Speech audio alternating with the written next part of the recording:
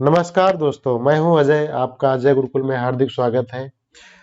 तो आज मैं आपके लिए लेके आया हूं बहुत ही बेहतरीन प्रश्न जो आने वाले एग्जाम में बार बार रिपीट होते हैं और काफ़ी एग्जाम की दृष्टि से बहुत ही महत्वपूर्ण है। तो चलिए सेशन को स्टार्ट करते हैं। तो पहला क्वेश्चन देखिए हमारा क्या है। भारत शासन द्वारा राजकीय चिन्ह कब से अंगीकृत किया गया था? तो भारत शासन द्वारा राजकीय चिन्ह कब से अंगीकृत किया गया था? तो ऑप्शन यहाँ पर है 15 अगस्त 1948, 2 अक्टूबर 1947, 26 जनवरी 1950 और 26 जनवरी 1948। तो यहाँ पर ऑप्शन कौन सा सही हो जाएगा? तो यहाँ पर ऑप्शन हमारा सही है सी वाला। सॉरी, यहाँ पर ऑप्शन जो है हमारा सही है, ऑप्शन गड़बड़ है, ये डी वाला सही हो जाएगा। सी नीचे हो गया दोस्तों, त्रुटि के लिए क्षमा चाहते हैं दोस्तों। बढ़ते हैं अगले क्वेश्चन की ओर।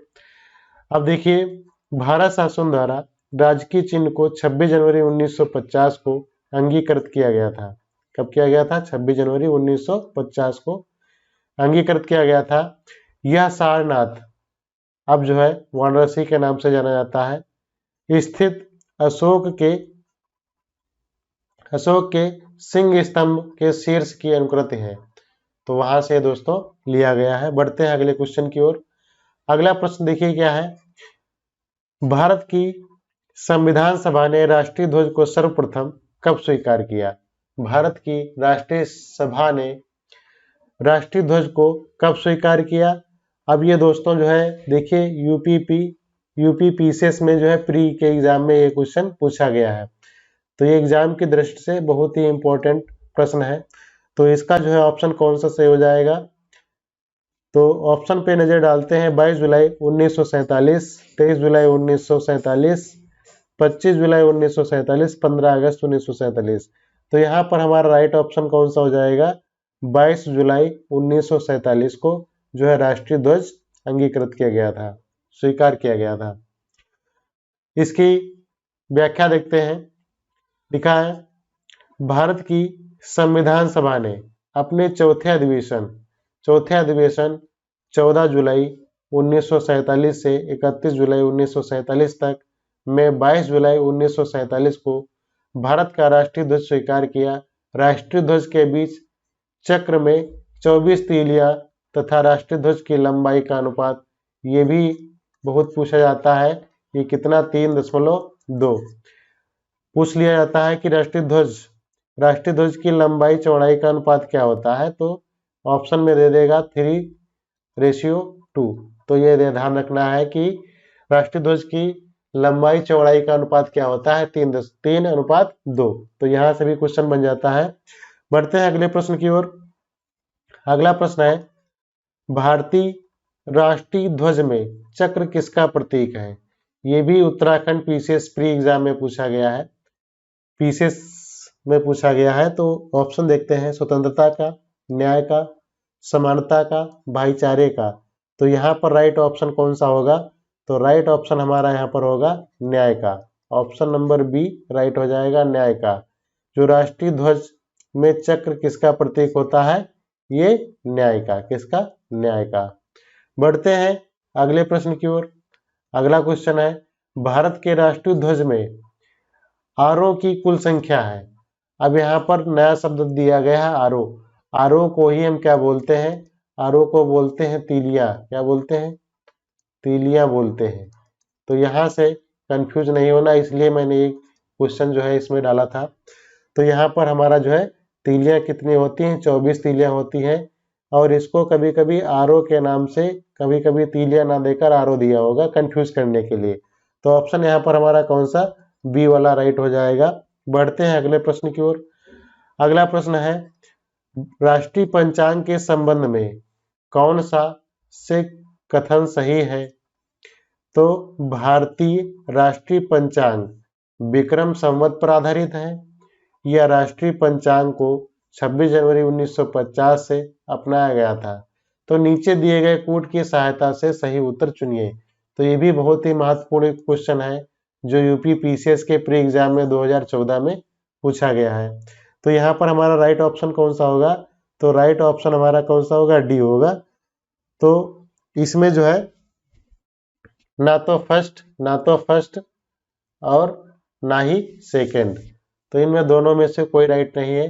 अब सही व्याख्या देखिए इसकी क्या है। तो ग्रेगोरियन कैलेंडर के साथ साथ देश भर के लिए शक संवत पर आधारित राष्ट्रीय पंचांग, जिसका पहला महीना चैत है और सामान्य वर्ष 360 दिन का होता है, 22 मार्च 1957 को अपनाया गया था। तो चैत का पहला दिन सामान्य 22 मार्च को और अवधि अधिवर्ष में 21 मार्च को पड़ता है। तो यहाँ पर सामान्य वर्ष 365 दिन का होता है और 22 मार्च से 1957 को अपनाया गया था। तो कौन से कैलेंडर से लिया गया है?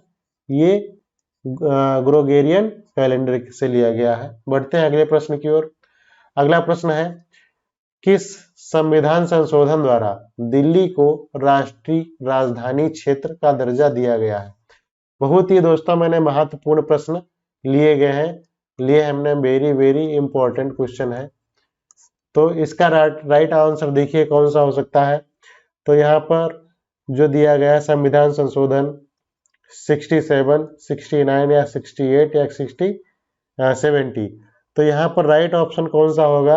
राइट ऑप्शन हमारा होगा बी वाला, 69वां संविधान संशोधन में दिल्ली को राष्ट्रीय राजधानी का दर्जा दिया गया था। बढ़ते हैं व्याख्या की ओर।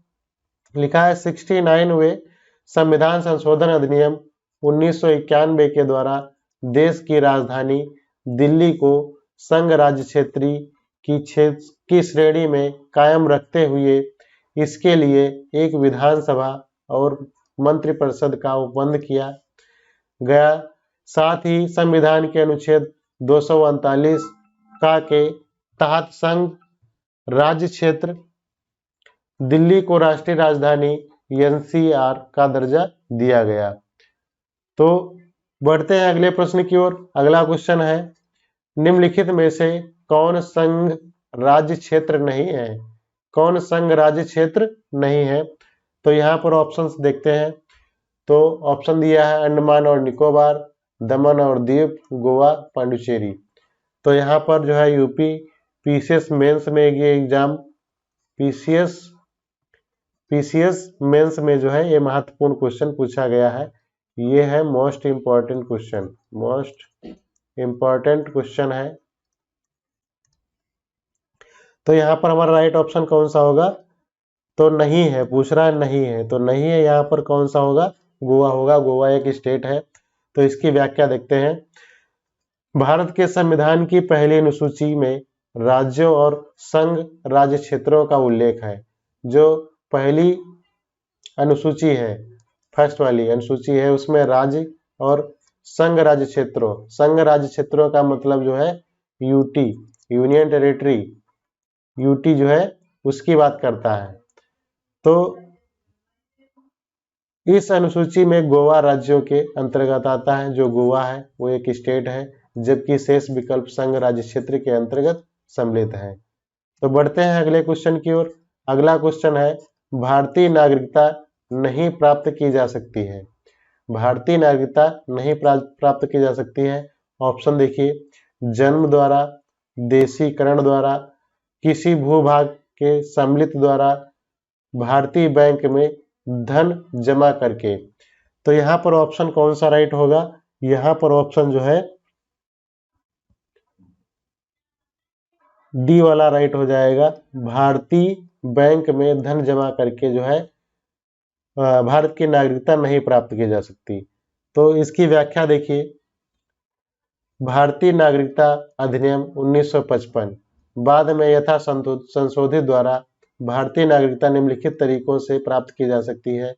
जन्म द्वारा प्राप्त की जा सकती है, और रक्त संबंध मतलब कोई किसी का पेरेंट्स या मतलब माता पिता, दादा या दादी कोई भी जैसे भारत में रहा हो और उसका जो है पोता कहीं विदेश में पैदा हुआ हो, तो भी उसकी जो है नागरिकता भारत के प्रति होगी। वंशानुक्रम द्वारा, राष्ट्रीयकरण द्वारा यानी राष्ट्रीयकरण करा सकते हैं, देशीकरण द्वारा और किसी भूभाग के भाग में सम्मिलित द्वारा भारतीय बैंक में धन जमा करना एक वाणिज्य व्यवहार है, यह नागरिकता प्राप्त करने का तरीका नहीं है। तो ये वाला तरीका जो है नहीं है, और बाकी सारे जो है आप नागरिकता प्राप्त कर सकते हैं हर तरीके से, सिर्फ ये वाला ऑप्शन गलत हो जाएगा। तो बढ़ते हैं अगले क्वेश्चन की ओर। अगला क्वेश्चन है, भारत का एक नागरिक अपनी नागरिकता खो देगा यदि वह भारतीय नागरिकता का परित्याग करता है, स्वेच्छा से अन्य देश की नागरिकता प्राप्त करता है, किसी अन्य देश के नागरिक से विवाह करता है, सरकार की आलोचना करता है। तो यहाँ पर कौन सा ऑप्शन हमारा राइट होगा, ये भी इम्पोर्टेंट क्वेश्चन है, ये भी वेरी वेरी इंपॉर्टेंट क्वेश्चन है जो पीसीएस के मेंस में पूछा गया है। तो यहाँ पर अपनी नागरिकता खो देगा, कब खो देगा, जब भारतीय नागरिक का परित्याग करता है, यानी भारतीय नागरिक जो है अपना परित्याग करता है यानी नागरिकता त्यागता है, तब जो है अपनी नागरिकता खो देगा।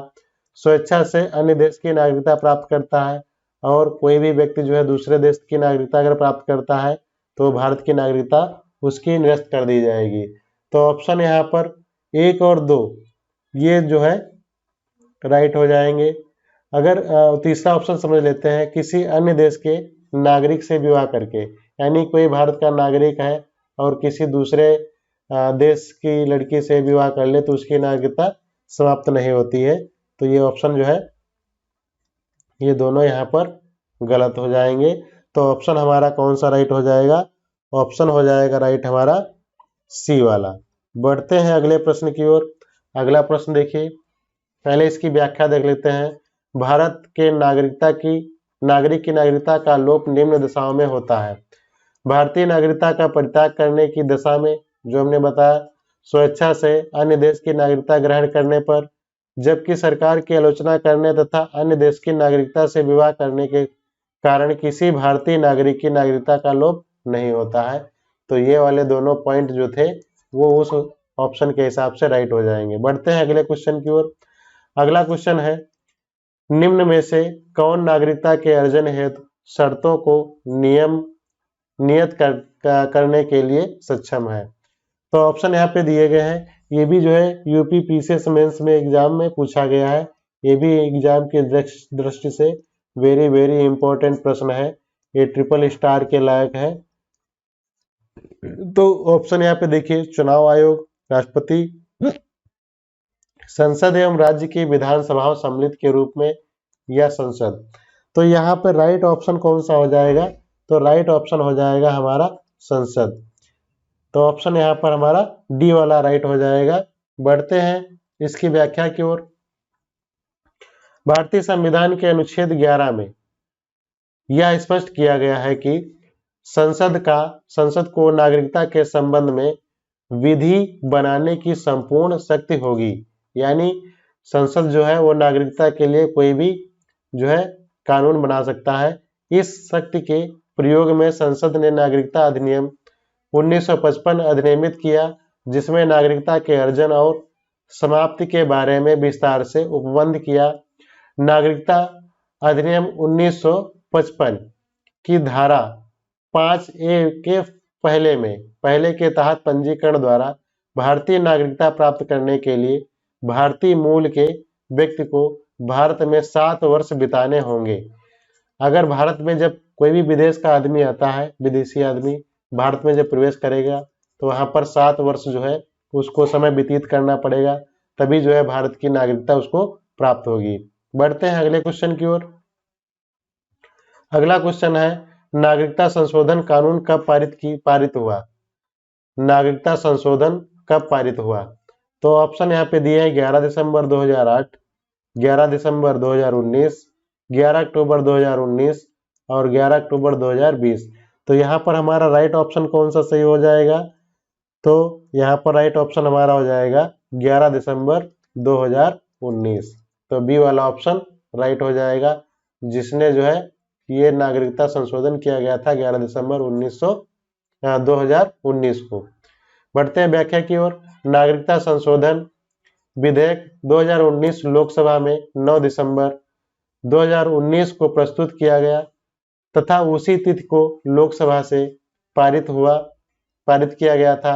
11 दिसंबर 2019 को यह राज्यसभा द्वारा पारित किया गया। राष्ट्रपति ने इस विधेयक को 12 दिसंबर 2019 को मंजूरी प्रदान की और यह विधेयक अधिनियम बन गया।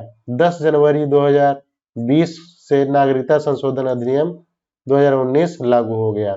तो ये भी एग्जाम की दृष्टि से बहुत ही इम्पोर्टेंट क्वेश्चन है, ट्रिपल स्टार के लिए, ट्रिपल स्टार के लायक है। नागरिकता संशोधन कब हुआ? तो याद रखेंगे 11 दिसंबर 2019 को। बढ़ते हैं अगले प्रश्न की ओर। अगला प्रश्न है, निम्नलिखित में से कौन सा एक सही है? तो यहाँ पर 4 ऑप्शन दिए गए हैं, इसमें से कोई एक सही है। पहला ऑप्शन है, भारतीय संविधान के मूल अधिकारों को शामिल करने के लिए नेहरू रिपोर्ट 1928 से समर्थन किया गया था। दूसरा ऑप्शन है, भारत सरकार अधिनियम 1935 ने मूल अधिकारों को प्रश्रय दिया था। थर्ड ऑप्शन है, अगस्त प्रस्तावना 1940 ने मूल अधिकार शामिल किए थे। क्रिप्स मिशन 1942 ने मूल अधिकारों को प्रश्रय दिया था। तो ये बहुत ही इम्पोर्टेंट प्रश्न है, 3 स्टार वाला जो है प्रश्न है। तो ये जो है ये यूपी पीसीएस मेंस एग्जाम में पूछा जा चुका है। तो इसका कौन सा ऑप्शन राइट हो जाएगा? तो ऑप्शन हमारा राइट है फर्स्ट वाला, भारतीय संविधान के मूल अधिकारों को शामिल करने के लिए नेहरू रिपोर्ट 1928 ने समर्थन किया था। बढ़ते हैं अगले क्वेश्चन की ओर। अगला क्वेश्चन है, मौलिक अधिकार क्या है? मौलिक अधिकार क्या है? ये एमपी पीसीएस प्री एग्जाम में पूछा गया है। ये भी वेरी वेरी इंपॉर्टेंट प्रश्न है। तो यहाँ पर देखिए ऑप्शन दिए हैं, वाद योग्य, अवाद योग्य, लचीले, कठोर। जो मौलिक अधिकार है वो कैसा है? तो यहाँ पर हमारा कौन सा ऑप्शन राइट हो जाएगा? तो ऑप्शन राइट हो जाएगा वाद योग्य, फर्स्ट वाला ऑप्शन जो है राइट हो जाएगा। बढ़ते हैं अगले प्रश्न की ओर। अगला प्रश्न देखिए, भारतीय संविधान का छुआछूत उन्मूलन से संबंधित अनुच्छेद है। तो अनुच्छेद यहाँ पर दिया गया है, अनुच्छेद 18, अनुच्छेद 17, अनुच्छेद 16 और अनुच्छेद 15। तो यहाँ पर ऑप्शन हमारा कौन सा सही हो जाएगा? ऑप्शन सही हो जाएगा अनुच्छेद 17। तो आइए कुछ अनुच्छेदों पर इन पर नजर डाल लेते हैं। अनुच्छेद 15 जो है, धर्म, वंशमूल, जाति, लिंग या जन्म स्थान के आधार पर विभेद का परिच्छेद, यानी कोई भी व्यक्ति जो है वो धर्म के प्रतिषेध नहीं कर सकता, मूल वंश या जात या लिंग यानी इनके प्रति प्रतिषेध है, इस पर रोक लगा रखी है। अनुच्छेद नंबर 16 है, लोक नियोजन के विषय में अवसर की समानता। अनुच्छेद 17 है, अस्पृश्यता का अंत यानी छुआछूत, जो हमने अभी ये क्वेश्चन छुआछूत उन्मूलन से संबंधित है। तो अस्पृश्यता का अंत अनुच्छेद 17 और अनुच्छेद 18 जो है उपाधियों का अंत, अनुच्छेद 18 में उपाधियों का अंत है। बढ़ते हैं अगले क्वेश्चन की ओर। अगला प्रश्न है, भारत के संविधान का निम्नलिखित में से कौन सा अनुच्छेद प्रेस की स्वतंत्रता से संबंधित है? तो ये जो है भोपाल पीसीएस में प्री एग्जाम में पूछा गया है। तो ऑप्शन यहाँ पे दिए गए हैं, ये भी बहुत ही एग्जाम की दृष्टि से बहुत ही महत्वपूर्ण प्रश्न है, ये भी वेरी वेरी इंपॉर्टेंट है। तो इसमें देखिए कौन सा ऑप्शन हमारा राइट हो जाएगा? अनुच्छेद 19, अनुच्छेद 20, अनुच्छेद 21, अनुच्छेद 22। तो ऑप्शन यहाँ पर हमारा कौन सा राइट हो जाएगा? प्रेस की स्वतंत्रता। प्रेस की स्वतंत्रता जो है अनुच्छेद 19 में इसका दिया गया है उल्लेख। तो हमारा ऑप्शन नंबर फर्स्ट वाला राइट हो जाएगा। आइए देखते हैं अनुच्छेद 19 जो है ये वाक स्वतंत्रता आदि विषय कुछ अधिकारों का संरक्षण है। और जो है अनुच्छेद 20 में अपराधों के लिए दोष सिद्धि के संबंध में संरक्षण, और अनुच्छेद 21 में प्राण और दैहिक स्वतंत्रता का संरक्षण, और अनुच्छेद 21 जो है वो 6 से 14 वर्ष के सभी बच्चों को निःशुल्क शिक्षा अनिवार्य कर दिया गया है, ये अधिकार है शिक्षा का अधिकार। और जो अनुच्छेद 22 दिया गया है, अनुच्छेद 22 जो दिया गया है इसमें क्या है? इसमें है जीवन का अधिकार। क्या है? जीवन का अधिकार। तो बढ़ते हैं। तो इतने ही क्वेश्चन थे दोस्तों। यदि आपको ये क्वेश्चंस जो है पसंद आए हो तो कृपया वीडियो को लाइक कर दीजिए, और यदि हमारे चैनल पे नए हैं तो कृपया जो है सब्सक्राइब कर दीजिए और ज़्यादा से ज़्यादा दोस्तों को शेयर करिए। मिलते हैं अगले वीडियो में। थैंक्स फॉर वॉचिंग दोस्तों।